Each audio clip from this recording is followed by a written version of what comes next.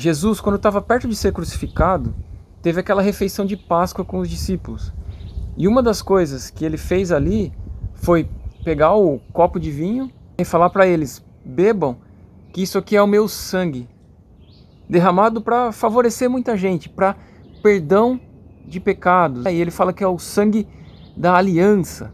Então ele estava fazendo um pacto, um combinado, dizendo de um jeito simplificado. Ou, se a gente pegar a expressão nova aliança, é um novo combinado que envolve o perdão de pecados por meio do sangue de Jesus que seria derramado. Porque foi isso que ele falou, que estava sendo derramado o sangue dele para perdão de pecados. E o perdão de quais pecados? Ou de quem? Né? É porque os de Jesus não era, né? Afinal ele não tem. Acho que é o único que não tem, certo?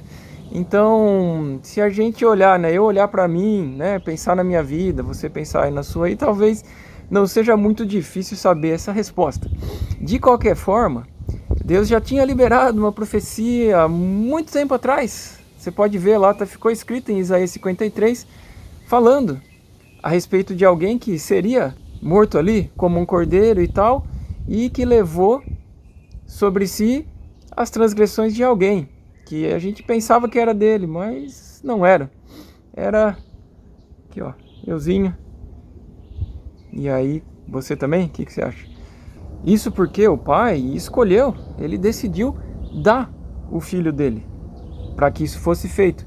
E Jesus decidiu cumprir com a vontade do pai e deu a si mesmo. E aí, essa questão de dar, você pode até pensar, eu compartilho aqui que não é por acaso que quando a gente pensa na própria origem da palavra perdoar, é justamente isso, é doar plenamente, doar completamente, algo que foi dado. Se ajudar um pouco mais, para quem gostar assim, se você pensar até em outras línguas, como o inglês, que é uma das mais conhecidas, você vê forgive, é a mesma coisa, give é dar, e esse for, no caso aí, tem a ver com dado plenamente, dado por completo.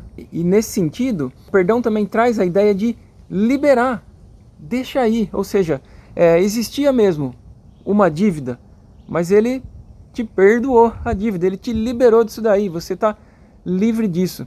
A exemplo do que Jesus mesmo conta numa parábola que ele usa para responder uma pergunta de Pedro, quantas vezes eu perdoar meu irmão e tal, né?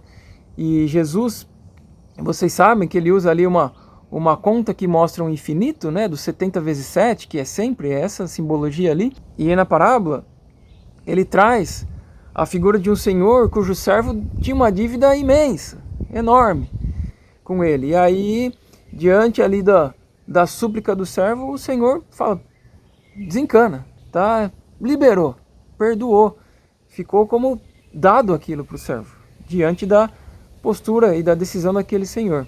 E é aí também na continuação que Jesus fala nessa parábola o seguinte, tinha um outro servo que tinha uma dívida com ele também, né? Esse outro servo devia para o primeiro. Só que assim, enquanto esse primeiro devia uma coisa imensa para o senhor, o segundo servo tinha uma dívida pequena com aquele primeiro servo. E aí o pedido foi o mesmo do segundo servo para o primeiro, só que na medida que o primeiro não liberou, não perdoou, não doou isso daí, esse primeiro servo também acabou sendo colocado ali para os torturadores e indo para a prisão, porque o Senhor ficou sabendo disso e falou, o que eu fiz com você, você não deveria ter feito o mesmo com o seu servo? E isso, Jesus traz a necessidade da gente perdoar de coração ao nosso irmão, trazendo uma figura simples e fantástica para a gente perceber, né? Se a gente tiver olhos para ver isso e sinceramente olhar para nós mesmos, qual é o tamanho da nossa dívida para com Deus e o tamanho do perdão dele, e quanto isso é tão maior, ou em outras palavras, quanto é tão pouco aquilo que alguém possa efetivamente ter feito realmente de ruim para nós e ter uma dívida conosco, né? Que aí quem é a gente para não perdoar essa coisa pequena aí? Então, quando a gente pensa no relacionamento entre pessoas, esses dois servos aí da parábola, é nós.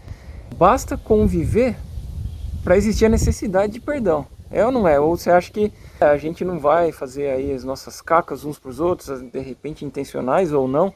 E às vezes até, principalmente em ambiente religioso, fica aquela coisa meio, para não parecer que tem os erros aí, fica uma coisa meio fingida e tal, e aí é pior, né? Porque a gente cai na questão de hipocrisia e tal.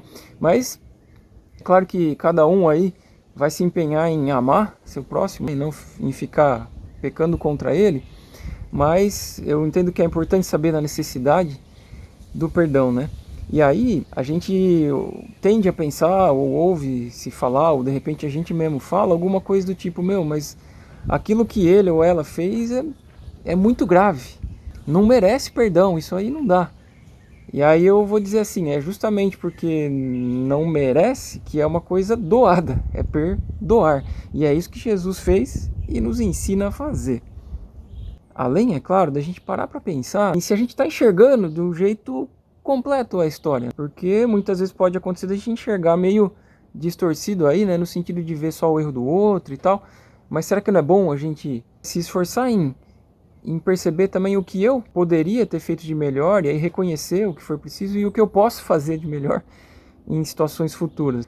Agora, quando realmente tem a situação, realmente, às vezes o outro fez ali o mal mesmo, e aí é uma questão de doar, perdoar. E eu vou trazer aqui um exemplo do José, um dos 12 filhos lá de Jacó, que foi vendido pelos irmãos dele quando era jovem, e aí os irmãos fizeram aquele esquema de insinuar para Jacó, pai deles, que José tinha sido devorado por um animal e tal. Bom, resumindo, o que acontece? José, vendido como escravo, vai parar lá no Egito, onde ele se torna ali o governador principal, vamos dizer assim, abaixo do faraó. Tudo estava na decisão dele ali, por conta de bênção de Deus mesmo. E os irmãos dele ali, depois de tantos anos, acabam indo para o Egito buscar alimento, porque na terra deles já não tinha mais. E aí tem um encontro com José até o ponto que ele se revela para os irmãos. Ao se revelar, José coloca para os irmãos uma frase assim: não pensem que foram vocês que me enviaram para cá, tal, foi coisa de Deus. Ele preparou isso aqui, ele sabia, tal, tem essa questão da fome, e ele me enviou aqui para preparar as coisas, né? Tanto que foi na interpretação do sonho lá, que Deus revelou para José mesmo, que veio a questão, né? Tinha 7 vacas magras, 7 vacas gordas, as espigas e tal. E é por conta disso, dessa revelação de Deus mesmo, que tinha ainda alimento no Egito, porque houve uma preparação, uma estocagem nos 7 anos ali de vacas gordas. Então José, depois de todos esses anos, ele coloca esse entendimento para os irmãos, no sentido deles não ficarem ali encanados com o que eles tinham feito para José, mas perceber o mover de Deus nisso daí e agir dali para frente. Então, imagina você se José tivesse encarado lá na época que ele foi vendido como escravo, é um pensamento mais ou menos assim, né? Ele tivesse encarado desse jeito, que meus irmãos acabaram com a minha vida, tal, me prenderam, venderam como escravo, eu tinha lá os sonhos, as coisas de Deus, mas eles acabaram com tudo. Se ele tivesse essa mentalidade, provavelmente ele não teria andado ali tanto nos caminhos de Deus, desde quando ele foi vendido, todas as coisas, um monte de situação que ele passou lá no Egito, antes de chegar a governador e tal. Quero dizer assim, talvez, nessa mentalidade, desalinhando daquilo que Deus tinha para ele e focando no mal que fizeram contra ele, talvez José não tivesse dado os passos que cabiam para ele. E aí, de repente, talvez a vida dele ia ter, não necessariamente acabado, mas ia ter desperdiçado mesmo uma boa parte dela, mas não por causa do que os irmãos fizeram para ele, mas por causa da postura que ele teria tido diante do mal que fizeram para ele. Agora sim, você se foca naquilo que Deus tem para você, é isso. Deus está no controle de tudo, e aí a gente caminha dessa forma e vai cumprir os planos que Deus tem, e ele sim sabe o que faz. Por outro lado, isso não significa que os irmãos dele deviam assim deixar de pensar no que eles fizeram e de mudar a mentalidade deles quanto a isso. Então as duas coisas convivem. Não é que a existência do perdão exime o perdoado de se arrepender, vamos dizer assim, mas o perdoador, vamos chamar assim, perdoa e pronto, né? Até independente de quão bem o outro tiver ali reagindo ou se mostrando disposto a ficar bonzinho daqui para frente. Inclusive, quando a gente fala em pensar nas nossas cacas aí, nos nossos erros, nos nossos pecados, é importante meditar nisso daí para que a gente cresça, porque isso vai gerando uma mudança de mentalidade que vai gerando alinhamento maior nosso com aquilo que Deus quer, em ser governado por Ele. Estou me remetendo aqui à boa notícia de Jesus, que é mudem de mentalidade, se arrependam que o reino de Deus está perto. Então você vai mudando e faz parte desse processo a gente olhar para nós mesmos, reconhecer isso, para a gente possa ser então de fato mais reinado por Deus cada vez, né? Cada dia aí, uma coisa contínua. E se a gente olhar para coisas que Deus trouxe lá na época de Moisés, e muitas delas, princípios até que existiam antes da lei, existe até um dia que é chamado dia da expiação, ou o dia do perdão, em que Deus orienta mesmo o povo. Ele fala se afligir ali, se humilhar e tal, justamente para pensar nisso daí, né? Se reconhecer e avançar nesse sentido. E ao mesmo tempo em que Deus, vamos dizer assim, fornece o perdão. Tem a figura ali dos 2 bodes, né? Que até daí que provavelmente vem a expressão bode expiatório e tal, em que um deles ele é como que leva para longe, né? Os pecados do povo ali.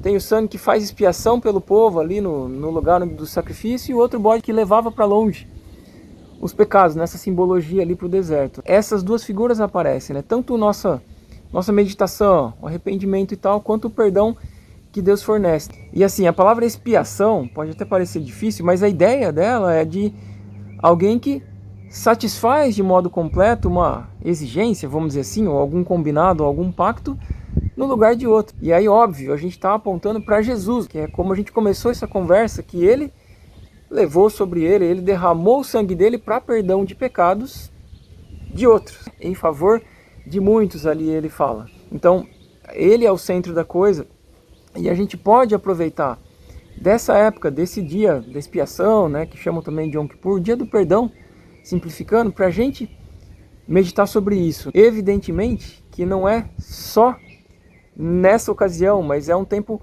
favorável para isso. Inclusive, historicamente, entende-se aí que a venda lá de José como escravo aconteceu nessa época, antes até, claro, de existir isso colocado como lei lá em Levítico, mas é o que eu falo, o princípio da coisa. Então a gente aproveitar desse tempo favorável, e não de um jeito legalista, é claro, mas olhando para Jesus, vendo quem ele é, e nesse sentido ter ele mais em nós, dentro de nós, e na nossa vida a gente andar como ele anda, alinhado aí aos planos que Deus tenha para nós cada vez mais. E como complemento, vai aparecer na tela aí até uma música que fala sobre isso daí, que pode ajudar a gente aí. Falou!